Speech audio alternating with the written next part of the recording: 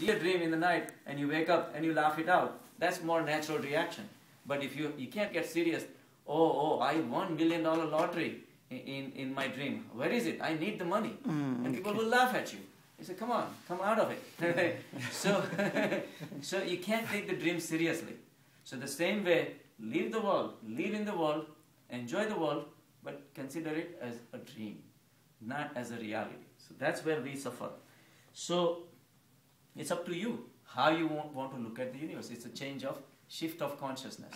So your consciousness has to go 1 inch above than where it is right now. Right now we are so focused on BMI, but we want to transcend that, right?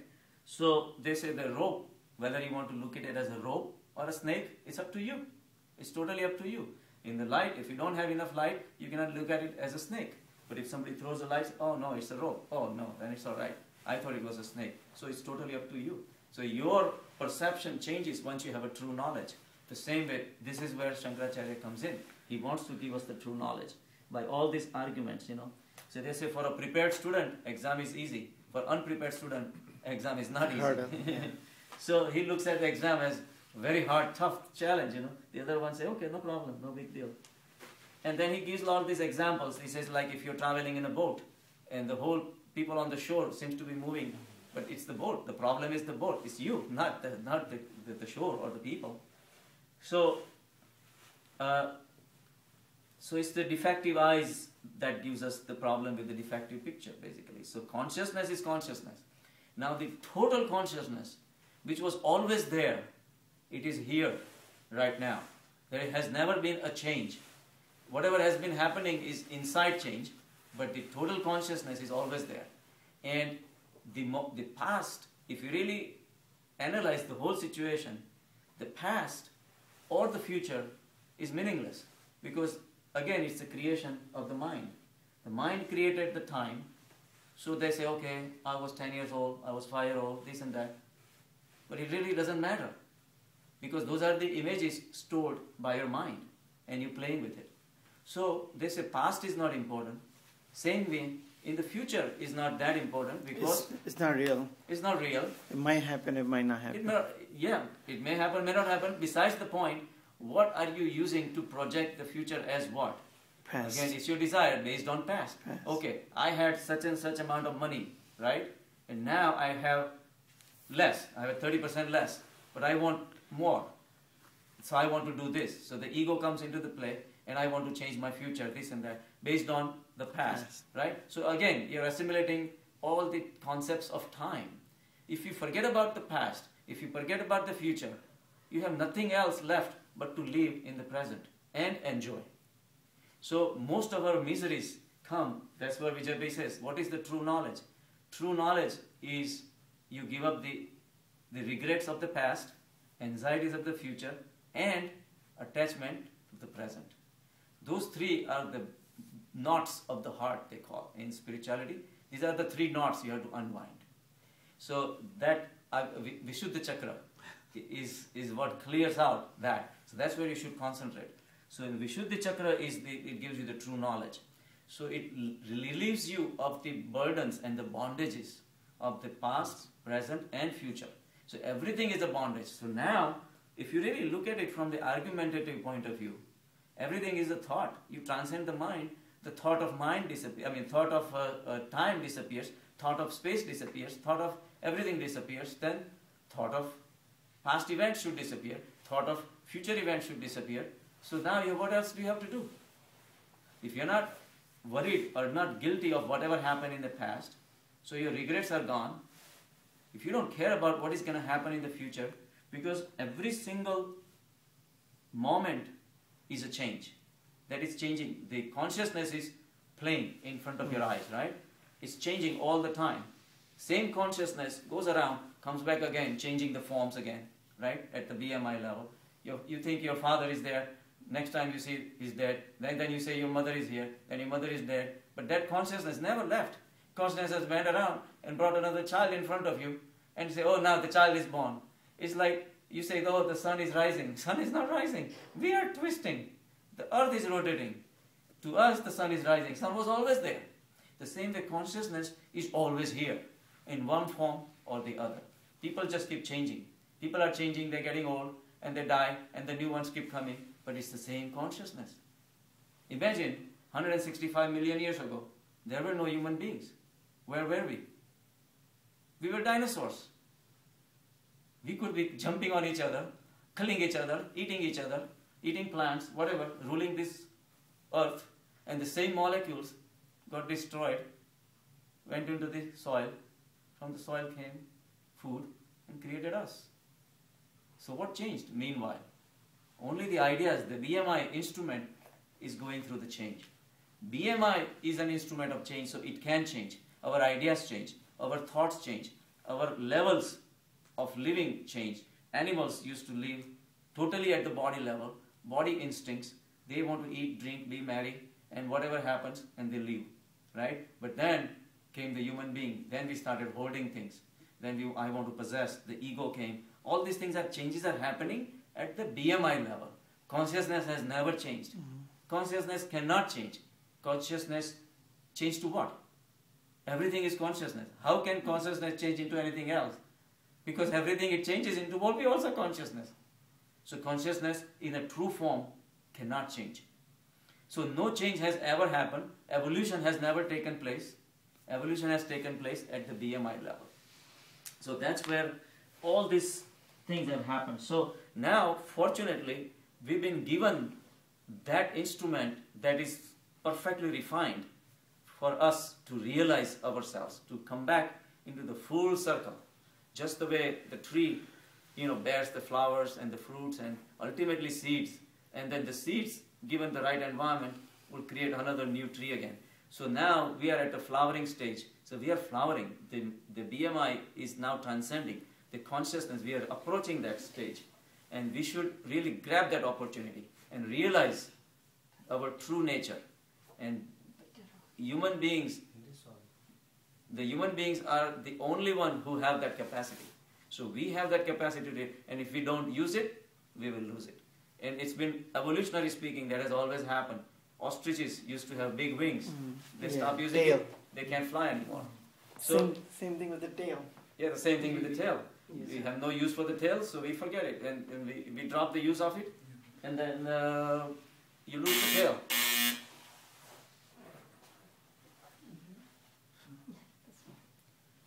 So it's the instrument that has happened over the period of millions of years, billions of years of evolution.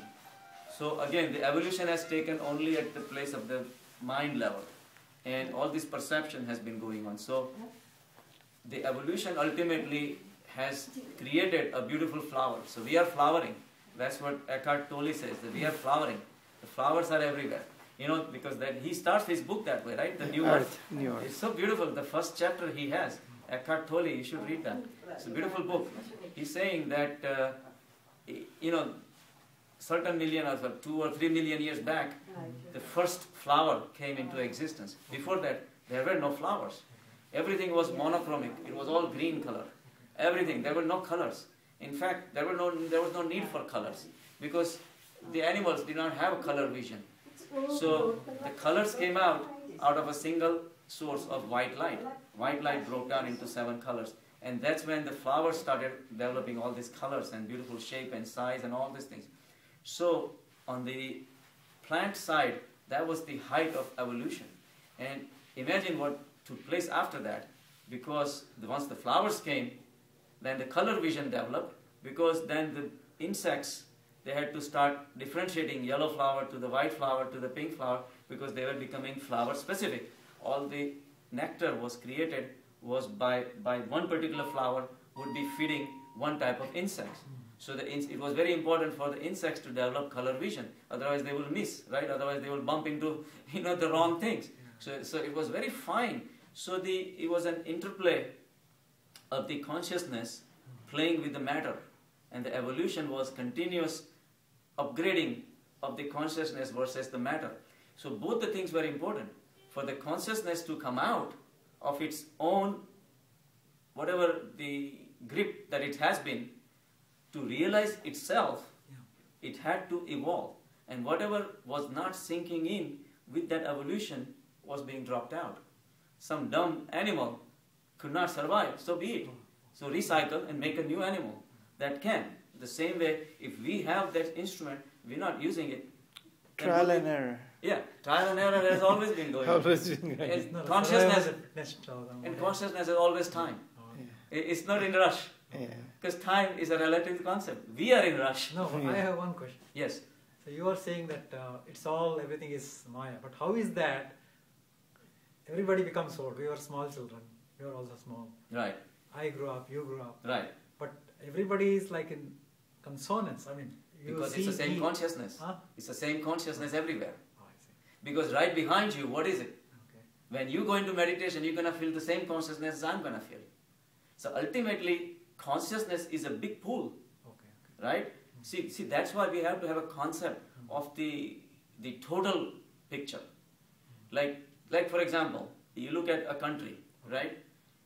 Say America Okay. believes in consumerism, Okay. right? He wants to consume and wants to enjoy, Okay. right? That concept spreads from you to your children, and your children to their children, and their friends, and then it ultimately becomes a norm. So now you look at the total mentality of America. What is it? Is to consume, Consume. right? So that becomes the total picture. Desire. Now add up all that to the whole world, right? And then it can tell you which way it's going, right? So it's the total mind. Ultimately, is we affect each other, right? But where all that information stored, you perceive Haagen-Dazs, right? Through your taste, through your mouth, and you enjoyed it. The sensation went into your tongue, to your mind, right? And to the intellect, that I want to enjoy life, right? So BMI is corrupted. But who feeds the BMI? The consciousness.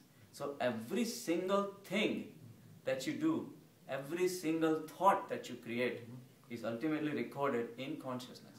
Consciousness does not do anything about it. Consciousness knows, that's it. It's an observer. It knows everything.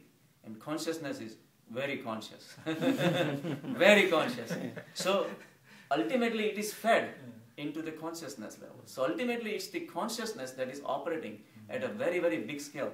That kind of concept nobody had.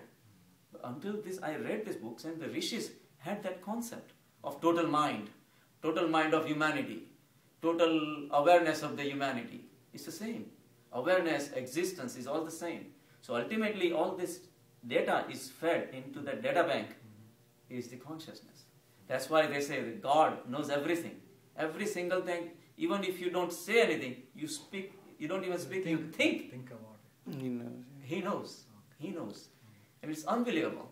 And it's an unimaginable, powerful system set up. It's unbelievable. And come to think of it, and we are puppets. If there is like a big sunlight passing through, right? Yeah. And the small dust particles are floating around, Yeah. that's what we are. And there is a big floodlight of consciousness that's going through. We are nothing. We are constantly, totally being manipulated by the consciousness. Consciousness knows exactly which way it's going. And it's its own nature. It's not random. It's like, John Wayne Dyer, he writes in his book, there was one book I read, was, I forgot the name of the book, but he says that if you have a junkyard and a big storm comes in, tornado comes in, tornado leaves, and a beautiful 747 is sitting there. Has it ever happened? Is it ever going to happen? It's not by chance. Yeah. It's not by farthest chance, it's not going to happen. Yeah, okay. But consciousness has created us. I mean, we are the most beautiful animals on this earth with such a powerful thought force, intelligence to do so many things. Can't be a chance. It has to be a mastermind working behind it. And what a mastermind it is, though. It's amazing. Come to think of it, it's like you driving at 65 miles an hour, and your son says, "Come on, Dad, speed up, speed up. You want to do 85 miles an hour." You say, "Come on, go ahead, go ahead." But in the back of your mind, you say, "No, no, no. It's not right. There is a law. I don't want to break the law." All right? So it's in the back of your mind that law, even though there is no police officer, right? but you are going to follow that law. It's deeply set into you. Of course, there will be people who don't follow the law. That's another story. But the bottom line is that it's built into you. So you are compelled to do the right thing, right? Maybe it is made to do to you, but in consciousness, there is no rules. It's there. You follow. By the time you are 12, 13, 14, you start looking for girls. And girls start looking for boys. It's automatic. And once the time comes, you want to have a baby. Further progression of the consciousness, you are made to do it. There are no questions asked. It just happens. So the same way, a lot of times, like last time, Prerna had asked the question, said, why? Why did all these things come into existence? Why did the universe come into existence? Why did this happen? There is no why. It just happened. Mm. It's like, why does the ocean make waves? No. It's just, why do we have dreams? That's us. Mm. Human beings see dreams. That's it. It's simple as It's that. the nature of consciousness. It's the nature of consciousness to have this universe. That's it. So, why comes in only when there is a purpose. Consciousness does not have purpose. This is just built into consciousness. Mm. It just creates, destroys, just like the ocean creates the waves and destroys the waves. It just happens. We see the dreams, we shatter the dreams, we create the dreams, we shatter the dreams again. Consciousness does the same thing. And we are the fractals of the consciousness. We are the miniature God. Mm. We create, we maintain, we destroy. We just do it. We don't ask, oh, today should I see a dream or not? Why do you see a dream? Mm. I'm asking you, why do you see a dream? No answer. Just see. It's just part of you. Yeah. So the same way, this is part of consciousness. Consciousness, this is consciousness. Can't ask questions like that. Mm. When you stop asking questions, that's when you start getting answers. Yeah. So, it's just the nature. It's just the nature of the consciousness. There's no way to figure it out. And we will never figure it out. It's just the way we can never figure it out. Why do we see dreams? It just happens. It just happens. That's it, right? So, it's just the instrument that we have is a problem. And because of that faulty instrument, we are seeing all these things. And it's up our choice whether to still stay within the dream or come out of it. It's up to us. Whether we want to live a silly life of a child believing in these dreams, and then it's like playing Monopoly. You won $10,000 and you won $100,000. I have 3 motels, and 3 motels are tiny, those cubes sitting there, right? You want to be happy with that? Fine. So be. But at the end of Game. 70, 80, you have to give up everything and meet the maker. So what good is that, right? Meanwhile, you lost so many hours of fun. You missed the lunar eclipse. We did, right? Did you see it? It was fascinating, right? He did not. He sent everybody a text. He didn't wake me up. I just woke Oh, up is on that my right? own. Oh, that's Still good. says complaining about it. But you saw it, right? That's all I saw matters. it. Yes, That's all yes, matters. yeah, that's true. But I did not wake her up. She woke her on her own. On her own, right. That was the problem. Right.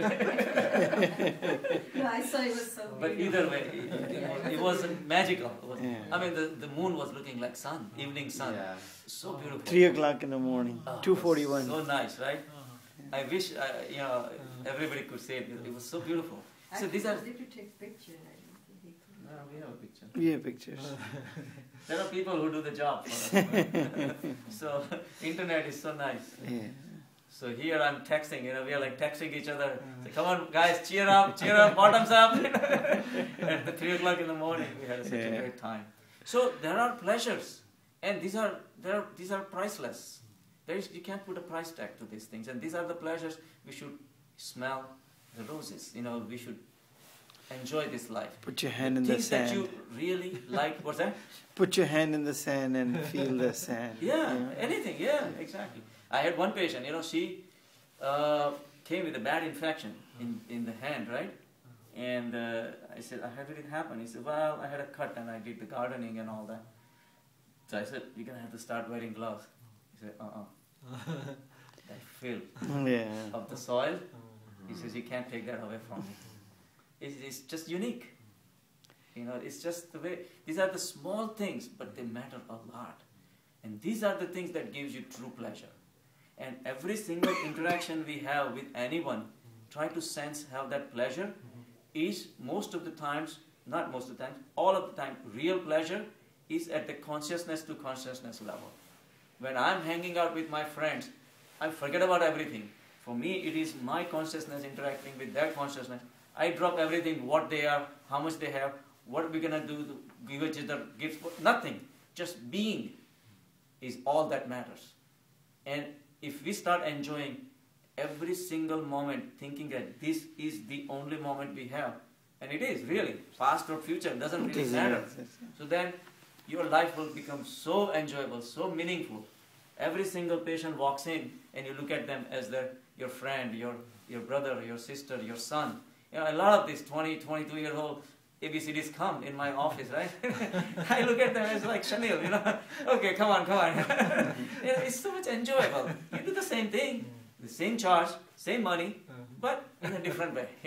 It's a pleasure, and people notice. You're not doing it for people to notice, but you're getting pleasure out of it, but people do notice.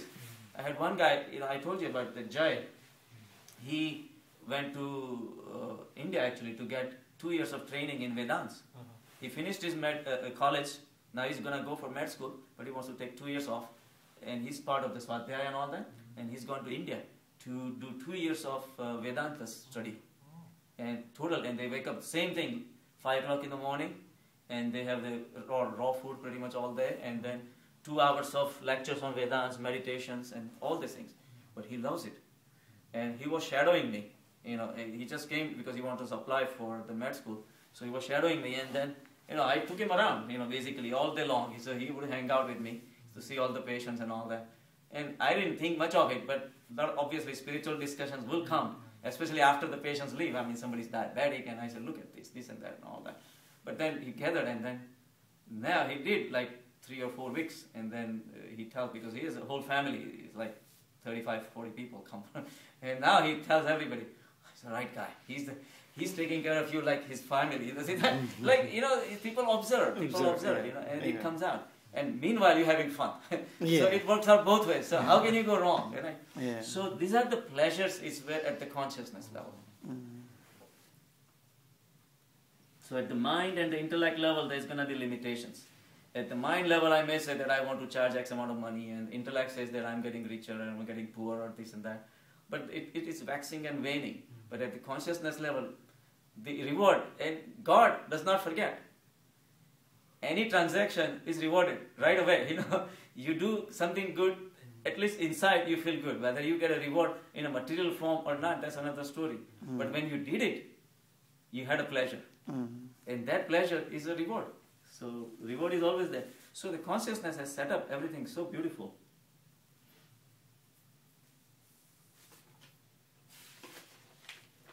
So the ignorance is what we have to remove. And until that ignorance is removed, the misapprehension will continue.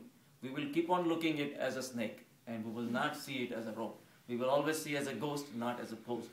Right? So until the self is known, the idea that I am the body will persist. The body consciousness will persist. But once the self is known, everything will dissolve. The BMI, the ghost is BMI. So until we realize the true nature of the post, the ghost will still there. Like in a semi-dark, the post will look like as a ghost, and you're worried, you're afraid, this and that. So the BMI is creating all these miseries until we realize the self. So for us, very important, not just talk, but actually realize the self. And that can happen only in meditation. Otherwise, there is no other instrument, there is no other vehicle to reach that stage, at least that we know.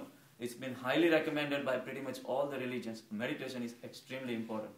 And even if you don't get anywhere, keep on meditating. Because, again, the goal is at the mind level. You do it because you do it. You make it a nature. In the nature, you don't expect anything. Your son is son. You can't argue, say, okay, how much money, nothing, right? It's just, you give. The same way, there are no reasons and rhymes and nothing like that. It becomes part of your nature. Why do you love your son? I don't know, because you love your son. It's the same way you meditate. No question asked. You just do it. And in meditation, that's when the secrets will start unfolding little by little. So, by the arguments it was proven that everything that is sentient and insentient, everything that has senses and things that have no senses, like rocks and stones, everything is Brahma. And the interaction that is taking place among ourselves is also Brahma. Everything is consciousness, right? So that becomes the basis of the meditation. So when you start realizing that everything is the consciousness, the material aspect of the universe starts dropping. When you look at someone, their external characteristics, their names, the forms becomes less important. What is more important is what's behind it. Like when you see a beautiful girl, say, okay, there is a beauty that is a creation of the creator of the consciousness. And that beauty has a purpose. Just the way ugliness has a purpose. It's just one way of the consciousness to manifest itself, right? To further progression of the society and the consciousness ultimately to reach. So these are all the instruments created, but every single object or a person has a purpose to exist, and because this consciousness would not do anything without purpose. There is a big purpose behind it. Like I said, 747. When a mechanic comes and finds proper screws and gadgets and all those things and ultimately creates 747, that's one thing.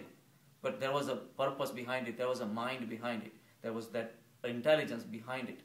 So to create something beautiful, intelligence has to be there.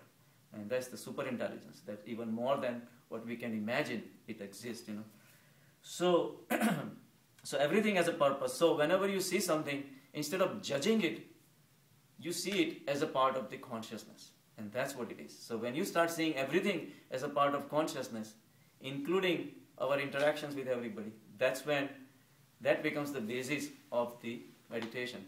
Because it's the forms and the names and the purpose and what we can get out of it, all those things occupy our mind and creates the thoughts, right? If you have X amount of money and then you saw that some guy won X amount of money in Atlantic City, maybe I should do the same thing.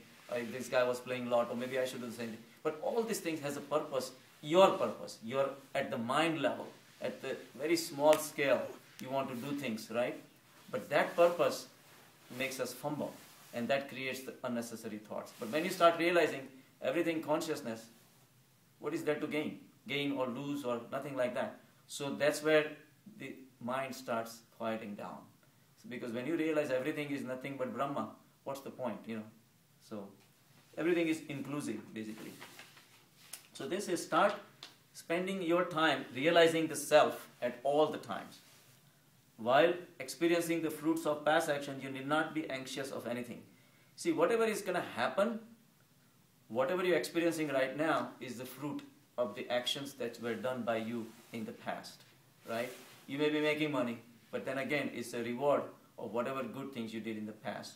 And if you're suffering, it's again the reward or bad reward of whatever bad things you might have done in the past. But that is nothing you can do about it. That's your karmas. Karmas are built up, right? So you just have to follow that. But from this point onwards, the karmas building should stop. The karmas are built up only at the ego level.